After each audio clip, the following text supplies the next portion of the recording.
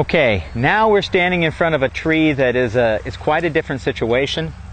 This is a tree that is very vigorous. Okay, this would be an example of a tree that is not calm. Okay, the tree has been growing vegetatively.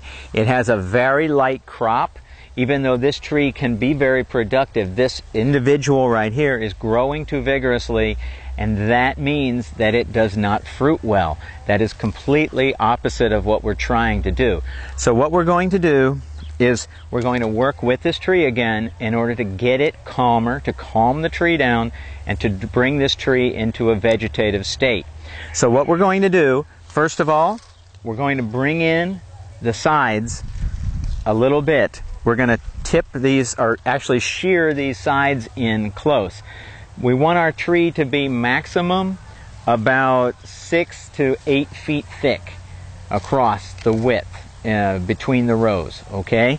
So we want to do that, and then we will come in, and when you look at a tree, your tree is going to, your tree doesn't talk to you, but your tree will indicate to you where you need to make your cuts. And this is very important. You have to use your saw in order to remove wood out of this canopy. The wood is where the nitrogen, the vigor of the tree remains. So if you just do pruning and remove leaves and do not remove wood, you will defeat your own purposes here. So we have to get inside this canopy like this, and we have to remove some of these branches. Now, me standing right here, I know, I can see that this branch, that branch, and a third branch over there is extremely upright grower and will become very difficult to control.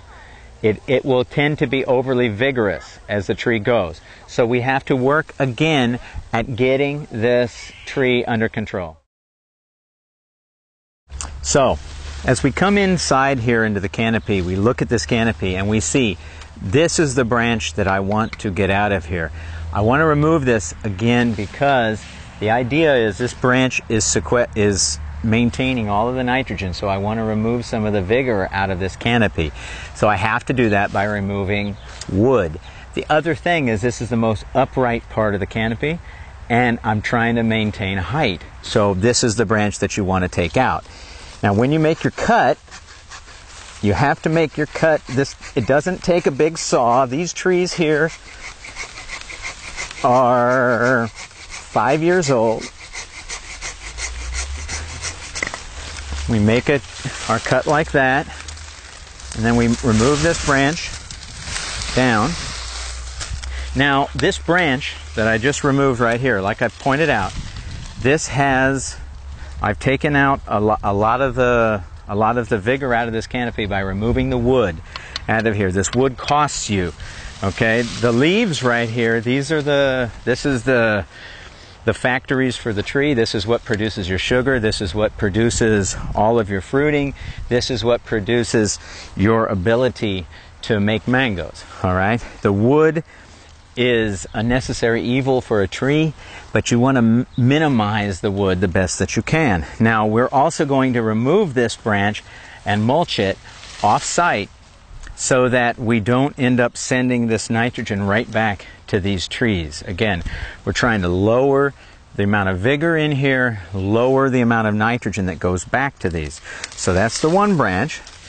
Now, as we look in here, we still see that there is still some big vigor problems. Now, I am even going to take out this branch right here. All right, there's no set rule to what branch you're going to remove. You have to, this is where a judgment call for experience in pruning and knowing your trees knows very well. This tree is a tree that has a capability of excessive growth. In other words, it's a tree that you have to work a little harder to maintain size. It's a standard size mango tree. So I'm not afraid to remove this whole branch because I know this tree will replace this canopy very, very rapidly. So again, this time, since I can hold the tree, I don't have to make an undercut on this because I can hold this branch and it won't rip the bark. You always want to make your cuts leaving that collar, the collar that's right beneath this tree here. You don't want to cut into the collar. Now you can recut this and make it a very flush cut if you wish. In general, I'll still leave this. It won't cause any great harm in this canopy, but it could be a little closer than that. So again, I take this branch out of here. Now this one even removed more wood, and you can look actually at the hole it opened up. It allowed light inside this canopy. This is what my objective is. I'm not trying to make an open vase tree. I'm just trying to replace the canopy over a 4 or 5 year period. So in other words, in 4 or 5 years, the main limbs you see in here will be different limbs than are here now. Okay, so we remove that. Then, what I told you from the very beginning was we have to take out our clippers, and this part is, I want to continue to maintain this canopy relatively thin in terms of a row. So now, this is where you shear these branches, okay? It's more indiscriminate. I'm not paying a great deal of attention to my cuts. I'm just working along here very rapidly, like this. You can also do this, remember what we said before, you do this when you want to harvest your fruit, because now I can harvest these fruit, put them here in the basket, and continue on.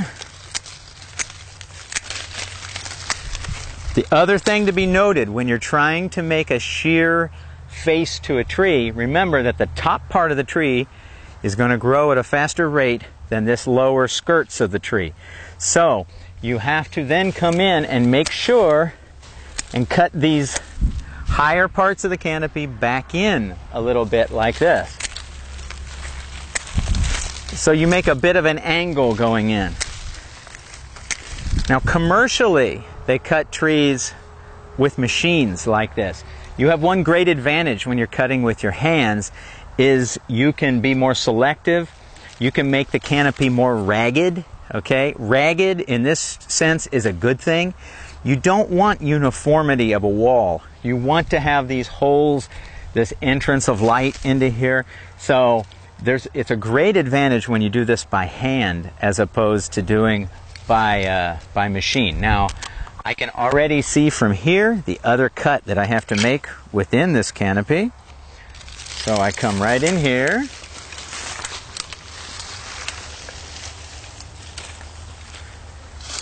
And again, I make my cut, harvest my fruit at the same time.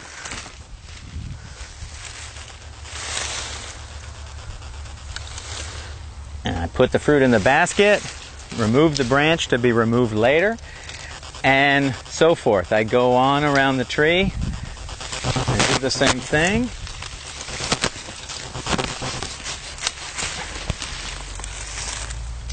Then I will come up now into the middle of this tree. I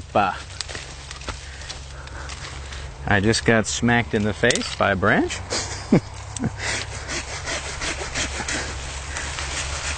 Make a nice little cut there. One more cut here. Now remember what I said.